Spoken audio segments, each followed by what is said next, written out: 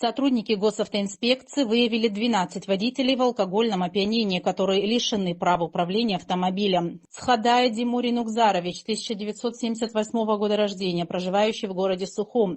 Гласова Мария Владимировна, 1991 года рождения, проживающая в городе Пицунда. Атейба Леонид Алексеевич, 1969 года рождения, проживающий в городе Гагра. Свижба Беслан Сербеевич, 1977 года рождения, житель Очимчирского района. Минасян Роберт Парурович, 1991 года рождения, житель Гулрыбского района.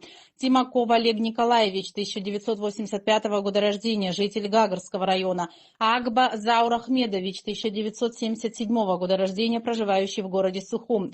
Родунай Анри Бадревич, 2004 года рождения, проживающий в городе Сухум. Цвижба Руслан Славикович, 1975 года рождения, житель Очимчирского района. Бушинев Сергей Александрович, 1980 года рождения, проживающий в городе Гагра. Асланзе Беслан Нукзарович, 1974 года рождения, житель Очимчирского района.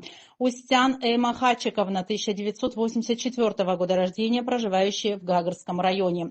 В наркотическом опьянении управляли транспортом Филанге Мамилук Важевич, 1972 года рождения, житель Галского района.